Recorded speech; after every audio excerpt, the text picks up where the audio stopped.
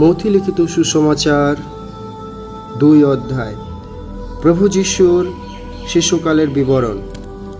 Herod রাজার সময়ে জিহুদিয়ার বৈতলেহেমে যিশুর জন্ম হইলে পর, দেখো, পূর্ব দেশ হইতে কয়েকজন পণ্ডিত জেরুসালেমে আসিয়া কহিলেন, জিহুদীদের যে রাজা জন্মিয়াছেন তিনি কোথায়?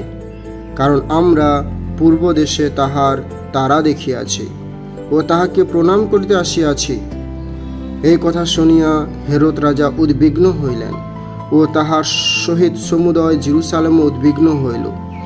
আর তিনি সমস্ত প্রধান যাজক ও লোকসাধারণের অধ্যাপকগণকে একত্র করিয়া তাহাদেরকে জিজ্ঞাসা করিলেন, খ্রিস্ট কোথায় জন্মিবেন?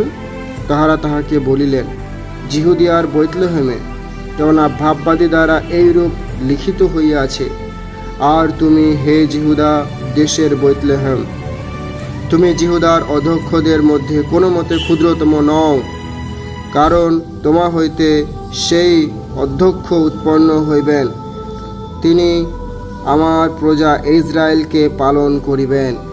তখন হেরোদ সেই লোকদিওকে গোপনে ডাকিয়া ওই তারা কোন সময়ে দেখা গিয়াছিল তাহা তাহাদের নিকটে বিশেষ করিয়া জানিয়া লইলেন। পরে তিনি তাহাদেরকে বৈতলেহেমে পাঠাইয়া দিয়া কহিলেন, তোমরা গিয়া বিশেষ করিয়া সেই শিশুর অন্বেষণ করো, দেখা পাইলে আমাকে সংবাদ দিও, যেন আমিও গিয়া তাহাকে প্রণাম করিতে পারি। রাজার কথা শুনিয়া তাহারা প্রস্থান করিলেন। আর দেখো, পূর্ব দেশে তাহারা যে তারা দেখিয়াছিলেন তাহা তাহাদের অগ্রে অগ্রে চলিল। যেখানে শিশুটি ছিলেন তাহার উপরে আসিয়া স্থগিত হইয়া রহিল। তারাটি দেখিতে পাইয়া তাহারা মহানন্দে অতিশয় আনন্দিত হইলেন। পরে তাহারা গৃহমধ্যে গিয়া শিশুটিকে তাহার মাতা মরিয়মের সহিত দেখিতে পাইলেন ও ভূমিষ্ঠ হইয়া তাহাকে প্রণাম করিলেন এবং আপনাদের ধনকোষ খুলিয়া তাহাকে স্বর্ণ, কুন্দরু ও গন্ধরস উপহার দিলেন। পরে তাহারা যেমন হেরোদের নিকটে ফিরিয়া না যান, স্বপ্নে এই আদেশ পাইয়া অন্য পথ দিয়ে আপনাদের দেশে চলিয়া গেলেন। তাহারা চলিয়া গেলে পর, দেখো, প্রভুর এক দূত স্বপ্নে যোসেফকে দর্শন দিয়া কহিলেন, উঠো, শিশুটিকে ও তাহার মাতাকে লইয়া মিশরে পলায়ন করো, আর আমি যতদিন তোমাকে না বলি ততদিন সেখানে থাকো, কেননা হেরোদ শিশুটিকে বধ করিবার জন্য তাহার অনুসন্ধান করিবে। তখন যোসেফ উঠিয়া রাত্রি যোগে শিশুটিকে ও তাহার মাতাকে লইয়া মিশরে চলিয়া গেলেন এবং হেরোদের মৃত্যু পর্যন্ত সেখানে থাকিলেন, যেন ভাববাদী দ্বারা কথিত প্রভুর এই বচন পূর্ণ হয়, আমি মিশর হইতে আপন পুত্রকে ডাকিয়া আনিলাম।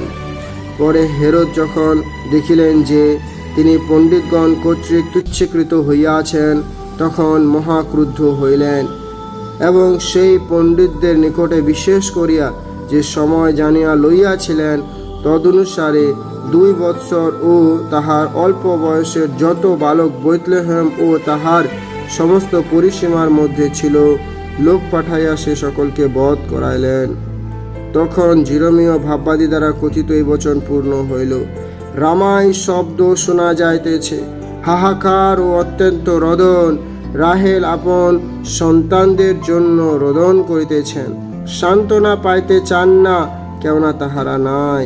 হেরোদের মৃত্যু হইলে পর, দেখো, প্রভুর এক দূত মিশরে যোসেফকে স্বপ্নে দর্শন দিয়া কহিলেন, উঠো, শিশুটিকে ও তাহার মাতাকে লইয়া ইসরায়েল দেশে যাও, কারণ যাহারা শিশুটির প্রাণনাশের চেষ্টা করিয়াছিল তাহারা মরিয়া গিয়াছে। তাহাতে তিনি উঠিয়া শিশুটিকে ও তাহার মাতাকে লইয়া ইসরায়েল দেশে আসিলেন। কিন্তু যখন তিনি শুনিতে পাইলেন যে আরখিল্লায় নিজ পিতা হেরোদের পদে জিহুদিয়াতে রাজত্ব করিতেছেন, তখন সেখানে যাইতে ভীত হইলেন। পরে স্বপ্নে আদেশ পাইয়া গালিল প্রদেশে চলিয়া গেলেন এবং নাসরত নামক নগরে গিয়া বসতি করিলেন, যেন ভাববাদী দ্বারা কথিত এই বচন পূর্ণ হয় যে তিনি নাজরেতীয় বলিয়া আখ্যাত হইবেন। আমেন।